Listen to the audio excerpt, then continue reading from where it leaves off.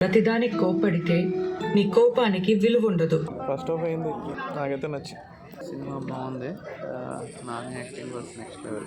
SJ Surya and Nani ఇద్దరే first హాఫ్ని carry చేసి ఒక మాటలో చెప్పాలంటే సరిపోయింది శనివారం మొత్తానికి. సరిపోదా శనివారం చూడటం కుదిరింది. బాగుంది, చూడొచ్చు, నో డౌట్. కాకపోతే సెకండ్ హాఫ్ కొంచెం డల్ అనిపించింది నాకు. ఫస్ట్ హాఫ్ మాత్రం చాలా బాగుంది.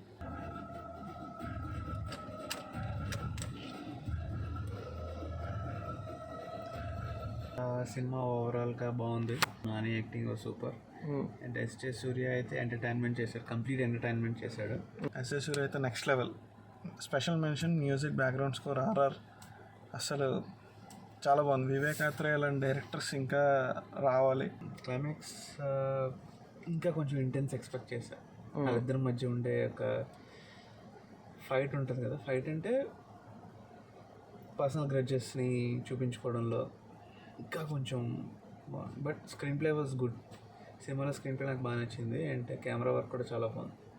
ఫైటింగ్లో కెమెరా వర్క్ కూడా చాలా బాగా చేశారు.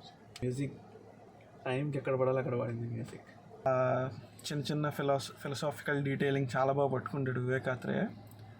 అండ్ నాని గురించి చెప్పక్కర్లేదు. అంటే Nani already different variations already మనం చూసేసాం. సో ఈ మూవీలో స్పెషల్ అయితే నాకు ఎస్జే సూర్య గారు అనిపించారు ఆబ్వియస్లీ. ఎందుకంటే Nani can pull off anything, ఆయన ఆబ్వియస్లీ చేయగలరు. బట్ ఎస్జే సూర్య దయ్య అనే క్యారెక్టర్కి 100% నాకు తెలిసి ఎస్జే సూర్య తప్ప ఇంకెవరూ సెట్ అవ్వరేమో అని నాకు అనిపించింది. ఫస్ట్ హాఫ్ చాలా బాగుంది, second half can be better. But ఓవరాల్గా ఫ్యామిలీతో వెళ్ళి చూడొచ్చు సినిమా ఖచ్చితంగా.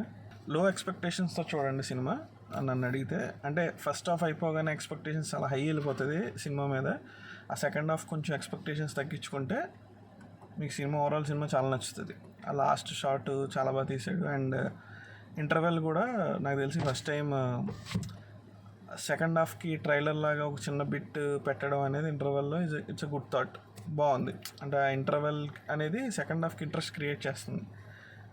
బట్ అదే నాకు కొంచెం నెగిటివ్ అయ్యిందేమో అనిపించింది. ఎందుకంటే టూ మచ్ ఆఫ్ ఎక్స్పెక్టేషన్ తోటి ఉన్నాను నేను సెకండ్ హాఫ్కి. అది ఎక్కడో కొంచెం మీట్ అవ్వలేదు. But that's okay. Overall nice movie. Cinema మొత్తం ఒకటే, వీళ్ళిద్దరి మధ్యలో జరిగే డ్యూయే సినిమా. అది మీకు ఆల్రెడీ పోస్టర్స్లో క్లియర్గా చెప్పేశారు, ట్రైలర్లోనే చెప్పేశారు. దయా వర్సెస్ సూర్య జరిగేదే సినిమా. అండ్ సోకులపాలెం అనే ఒక విలేజ్ని ఇందులోకి తీసుకొచ్చారనమాట. ఈ సోకులపాలెం అనే విలేజ్కి ఈ దయా అనే పర్సన్, ఒక ఇన్స్పెక్టర్ దయా అనే ఒక యాంటాగనిస్ట్కి, మన సూర్య అనే ప్రొటాగనిస్ట్కి, వీళ్ళ మధ్య జరిగేదే సినిమా అంతే. సో దీనికి మించి ఎక్కువ ఎక్స్పెక్ట్ చేయక్కల, దీనికంటే తక్కువ ఎక్స్పెక్ట్ చేయక్కల.